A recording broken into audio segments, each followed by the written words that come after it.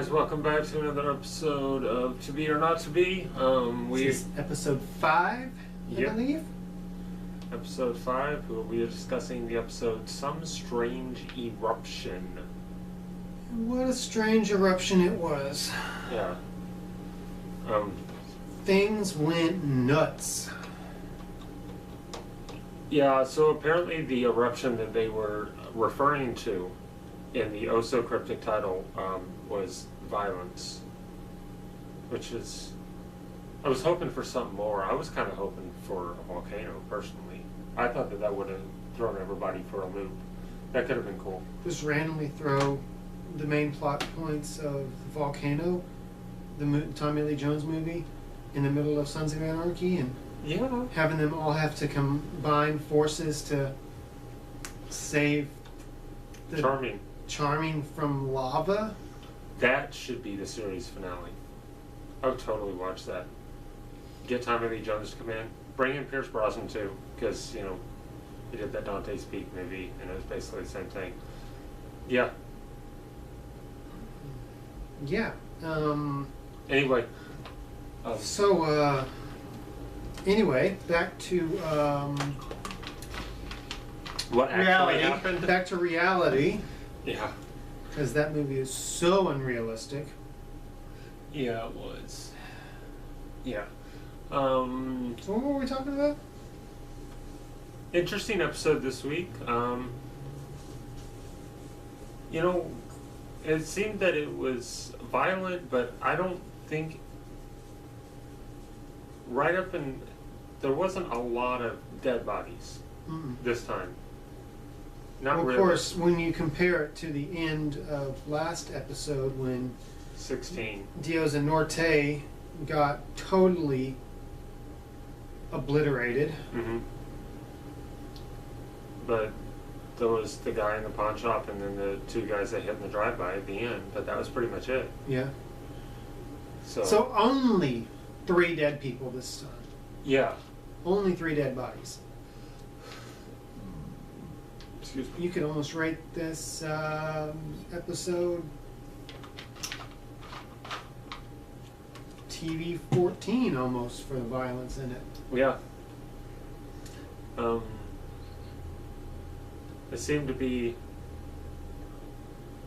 in some ways, kind of following along with what they were setting up last week, but the big wrench that was thrown in was that Lynn found out about everything.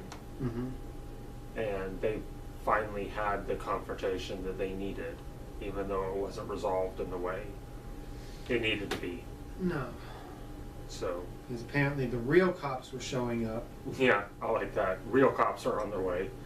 Oh, man.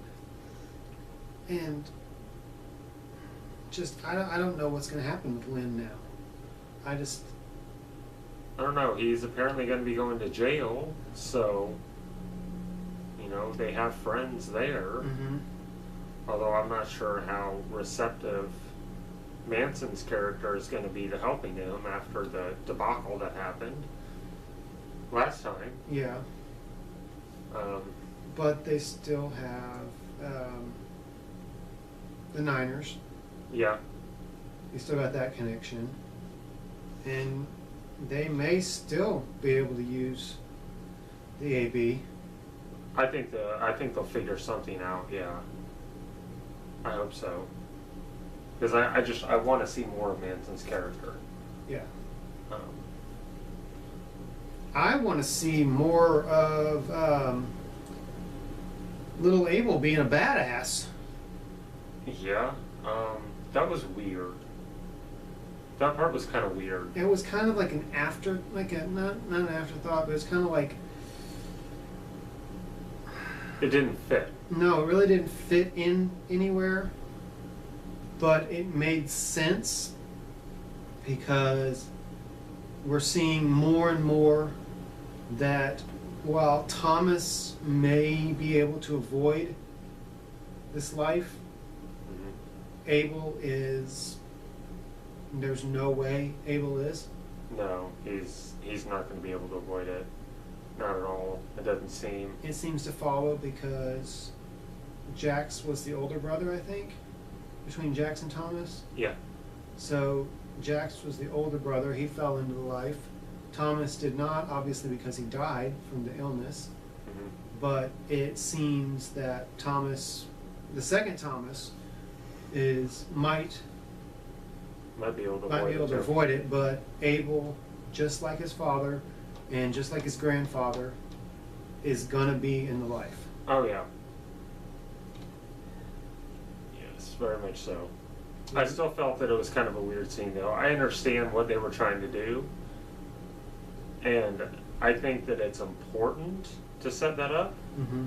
This scene it felt out of place. Yeah, it felt like an afterthought. Yeah, especially in this particular episode. You know, I don't know. It didn't fit. Mm-hmm. But you know, it all came from Jax telling him, you know, my job is to protect these people, everybody, and so he's following along with what his daddy says. Yeah. He's protecting the only person that he is able to protect. Mm-hmm. And that's his little brother, so. Yeah. So I'm curious as to see how any interactions between Abel and Jax are going to be in the next little bit, especially once Wendy tells him what happened. If Wendy tells him what happened. If Wendy does tell him what happened. And then if Gemma lives to tell anybody anything. Yeah. You want to take that one? Wow. Yeah, the whole little story with Juice just took a really big wrong turn. Mm-hmm. I mean, yeah, my Juice gosh. showed his true colors of being a dick. Uh-huh. I kind of liked it, honestly. I loved it. But that's just me, you know? But then we got, the 4 bodies. The guy that worked at the motel. Yeah. Yeah, Juice ended up killing somebody. Because he was Chinese. Because he was Chinese and he thought it was Lin. It turned out that he's just like the manager of the hotel that he was staying in. And so basically Juice created, committed a hate crime, basically. Yeah. So Gemma takes him to go. Unser volunteers to stay behind. And almost kind of out of nowhere, Gemma starts talking about how they're going to meet a coyote who's going to help Juice cross the border and all this stuff. And that makes sense. It makes sense, but at the same time, I just really didn't see any of it coming. I mean, I see it now, but she's setting him up. She's taking him out to the middle of nowhere, and she's got a gun with a silencer in her purse. And Juice notices this stuff. He sees everything that's going on in the conversation, and he just straight up breaks down everything she said, and he's like, I know you're lying to me. Because she said that Nero was going to help, and he knows that Nero would never help him. So he makes her crash the car, takes her gun, and is holding her at gunpoint when the episode ends. Poor Gemma. I mean, she just can't stay out of an accident. I know. That's like the 3rd one. Mm-hmm. Well, one of them was not an accident; it was a setup. But still, that chick don't need to drive. Right. But I don't know. I mean, I like what he's doing. I kind of like the idea that, he's like, I'm tired of everybody. It seems that he's tired of everybody telling him what to do and that he needs to run and all this stuff. And yes, he knows that the club wants to kill him. And he probably doesn't want to die, but at the same time, he's tired of being scared, it seems. He's tired of looking over his shoulder. He wants to end this. There's only so much a man under that kind of strain and pressure can take before he snaps. Uh-huh. And it looks like is there. Yeah, and obviously Gemma's going to be the first person he snaps on because she's the one that caused all of this. Mm-hmm. You know, I mean, well, in a way. Well, okay, we don't need to think that deeply into it, but Yeah, for the immediate conversation, he brought this on himself mm-hmm. by helping her in the first place. You know, he should have known after all these years that Gemma is poison. Yes, that's really what it's boiling down to. Gemma is poison. She is destroying everything. Mm-hmm. But yeah, so let's see. Abel's turned into a badass. Juice has jail. Lynn's going to jail. Juice has Gemma at gunpoint. Nero and Jax seem to at least halfway be on the same page right now. Even though there's still going to be more. It's going to be rough. Oh yeah, and Tig almost shoved a flute up some guy's ass. We totally forgot about that. Oh yeah, that was a nice little humorous break. Yeah. Not that we're saying sodomy with a wind instrument is humorous. It was funny. It was really funny. When they said, "Aren't you going to leave it up first?" No, they don't want him to enjoy it. Yeah. And I just love Borowski in that scene. Just Tig's like, I'm going to take this flute and I'm going to shove it up his ass until he talks. And Borowski's like, I'm sorry, I'm going to go with them. I'm going to go with them on this one, you know? And then Jax is just like, I was just going to say a beating, but this works too.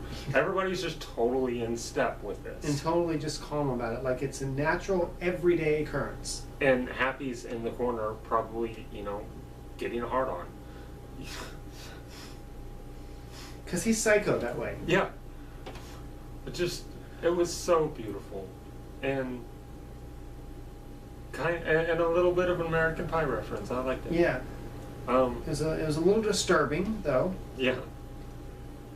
So, especially when, you know, he gets his brains splattered all over the candy behind him. Yeah. Waste of perfectly good candy. Do you think there's a possibility that Borowski is actually bad? Because it seems that every time they get closer to finding out some kind of information that they really want, Borowski ends up killing the guy. Could be a double agent. Before anything can happen. And I know they're trying to set up his character as impatient and doesn't deal with that kind of stuff, but they weren't done talking yet and he just blows them away. Yeah. And that's like the second or third time that's happened. So it's making me curious as to his motives. We'll have to wait and find out. Yep. Next week, episode Smoke 'em If You Got 'em. All right. That can only mean that things are about to get bad really, really quickly. Mm-hmm. It's just... Or they're all in a plane that's going down. Because that is the other possibility. Maybe this is where the volcano's going to come in. Maybe the captain's going to go, we're going down, folks. I got a carton of marbles. Smoke 'em if you got 'em. Yep. I'll see you on the ground. So thanks for watching. Hope you enjoyed. And hasta la next week. See ya.